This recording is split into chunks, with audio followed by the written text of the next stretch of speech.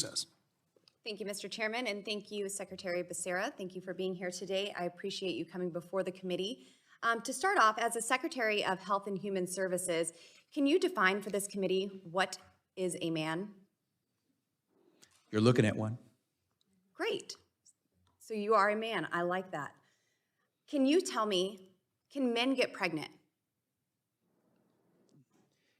Unless you know something I don't, I think the answer is pretty obvious. What is that answer, sir? I'm asking you, is there something you know that I don't know that would say that a man... Well, I'm asking what you know. Can men get pregnant? I'm not aware of it. Okay. Well, Mr. Secretary, materials coming from your department, you've referred to mothers as birthing persons, replacing that title with... Are mothers not persons? Mothers are persons, but it seems to be more inclusive, like you're trying to include another gender in that. I'm all about inclusion, Congresswoman. There you go. Well, you know, just as a mother of 4 boys, I'm not necessarily offended at that. I am a person, but it's just unscientific and absurd. How so? To include men in that, if you're going to be inclusive, if you're going to be inclusive in birthing persons, yes. Well, but it seems to me that you're trying to define the term. Reclaiming my time.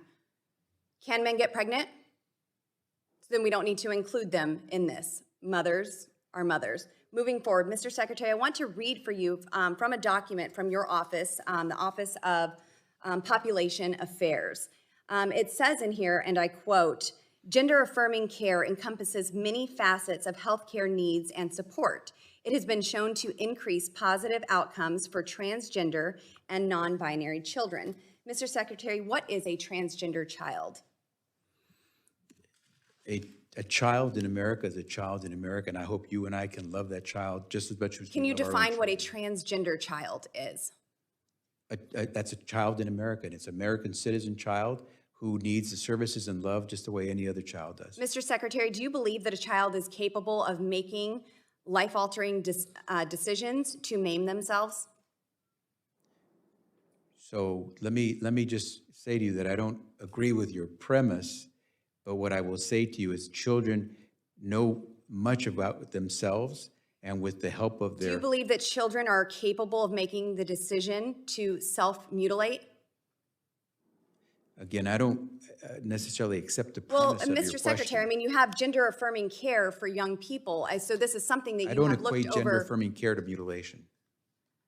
So if that's where you're going, then you're not going to get the answer you want. So, Mr. Secretary here, can you tell me if there have been mastectomies, mastectomies, penectomies, or hysterectomies on children?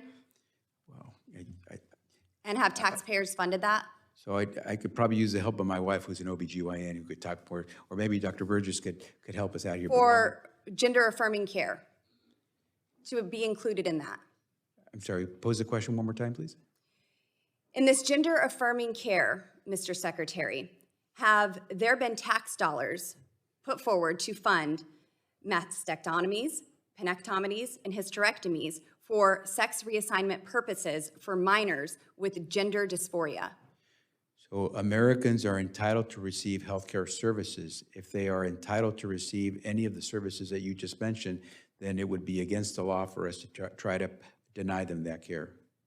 So for the record, you favor HHS's funding being able for sex reassignment, for surgeries on minors? I will do everything I can to defend any American, including children, whether or not they fit the categories you have mentioned or not, and if they talk about gender-affirming care, I am there to protect the rights of any American.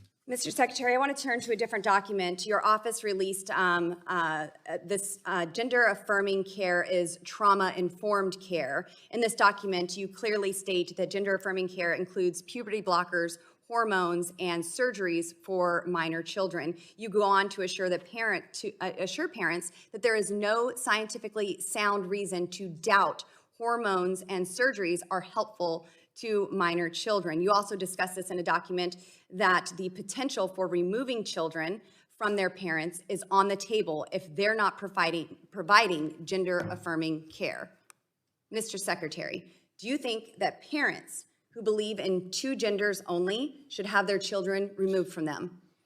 Secretary, Mr. Secretary, you can answer or respond in writing. Her time has expired. I can respond very quickly. Congresswoman, I believe in supporting and protecting transgender youth. I believe that they, along with their parents and their caregivers, will make the best decisions. And I would really urge that politicians like you stay out of their business. I would urge that children get to stay with their parents. No matter Gentlewoman's what time has parents- expired. The committee Mr. will... Chairman, may I please have unanimous? No, you can't. No, you may not. We're on a very tight time frame, and there are Enter votes this into being the called. congressional record. You may, oh, yes, Thank you, sir. without objection, you may do that.